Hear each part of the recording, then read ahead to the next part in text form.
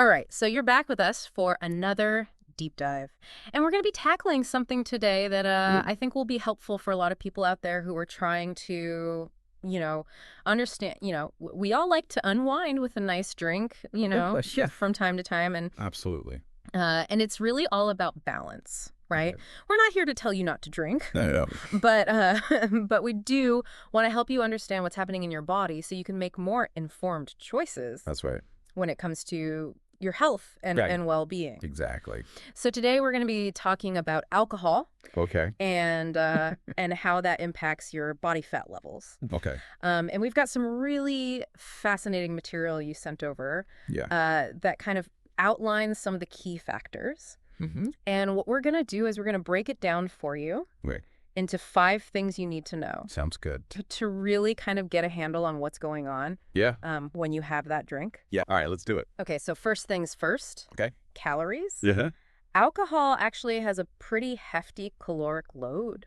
It does. Per gram. We're talking 7 calories per gram. 7, that's right. Which is... almost as much as fat. It's getting pretty close to fat, which is 9. Mm-hmm. Yeah. It's high up there.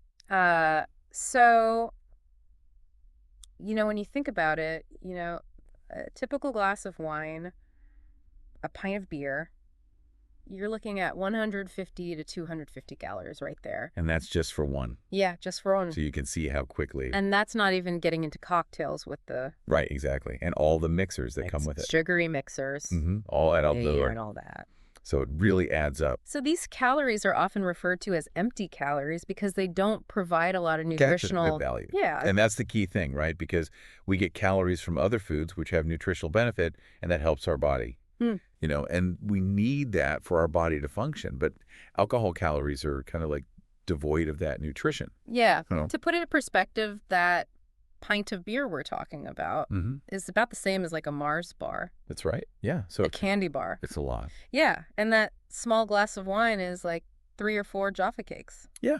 Yeah. So it's a considerable amount. And I think that's something that people don't often realize. Yeah. They don't realize. They don't kind of equate those two. How these things can sneak up on you. Yeah, exactly. And that's just in addition to everything else that you're eating. Right. Yeah. So that brings us to our second point, which is how the body actually prioritizes the processing of alcohol. Okay.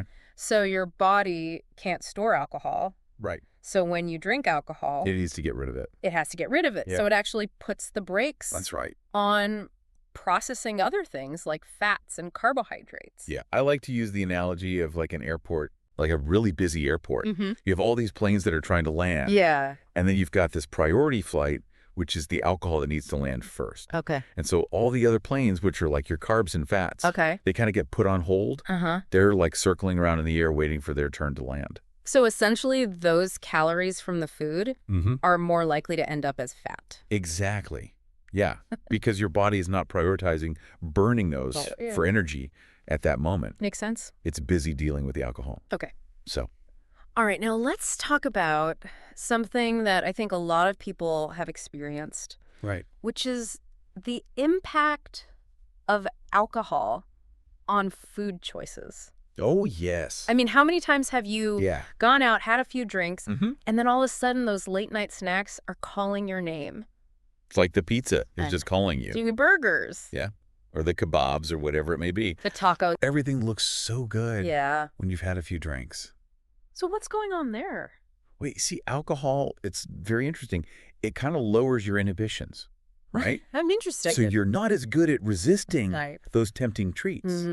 You might normally be very good at saying no. Yeah. But after a drink or two, suddenly that willpower starts to fade a little. And not only that, it also messes with your hunger hormones. Exactly. Yeah. Alcohol, it kind of plays tricks on those hormones that are responsible for telling you when you're full and when you're hungry. So you might actually end up overeating. Exactly. You might feel hungrier than you normally would, and you're more likely to reach for those high-calorie, less nutritious options. Okay, so it's like a double whammy. It's a double whammy, yeah. You're less inhibited, and you're more hungry.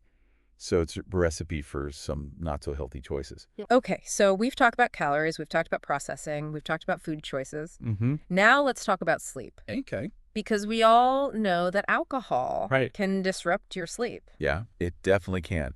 I think we've all experienced that. And it particularly messes with that deep sleep. Yes, the REM sleep, which is the really restorative sleep. Which is so important for feeling rested and rejuvenated. Absolutely. And when your sleep is disrupted, Yeah. it can throw off your hunger hormones as well.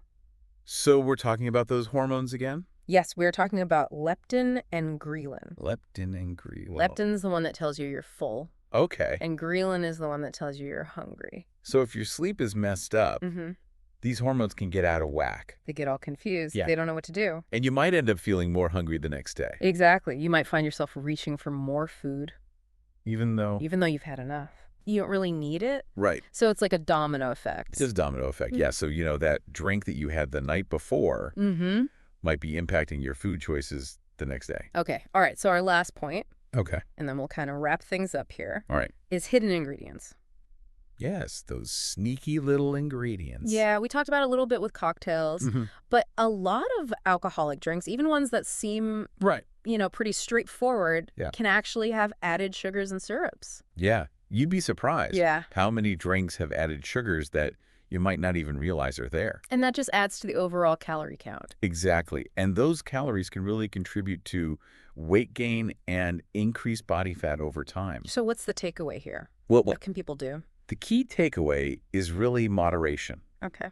It's about enjoying alcohol mindfully as an occasional treat Yeah. rather than making it a daily habit. So, if you're looking to manage your body fat levels, it's a good idea to be mindful of your alcohol consumption.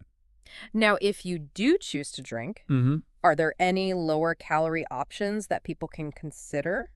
Yes, definitely. Yeah. So if you're watching your calories, Okay. you can opt for things like light beers Okay. or spirits like vodka, gin, tequila mixed with soda water and a squeeze of lime. Okay.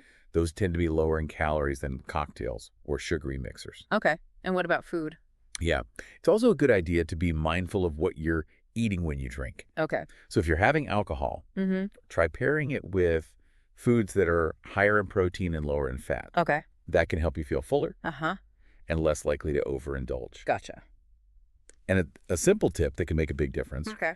is to drink water between your alcoholic drinks. Oh, okay. That can help you stay hydrated Yeah. and also slow down your drinking pace. Okay. So ultimately it's about finding that balance, right? It is all about balance Yeah. and making informed choices about your lifestyle. Right. Knowledge is power.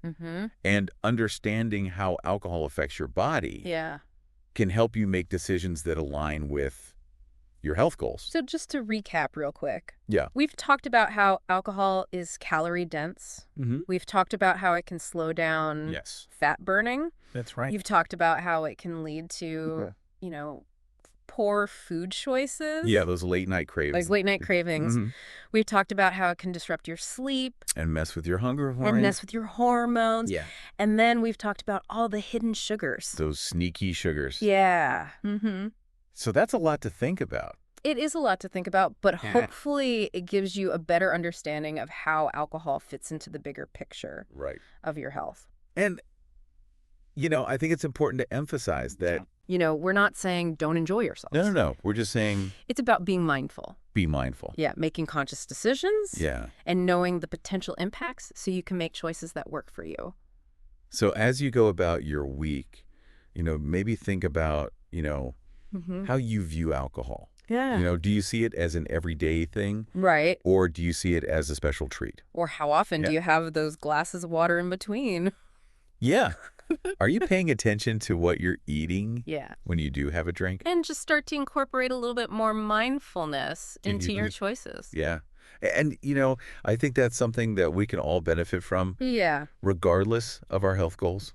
Well said. Thanks. All right, that's going to do it for us. Okay. Thanks for joining us for another deep dive. It's been great. And we'll catch you next time. See you then.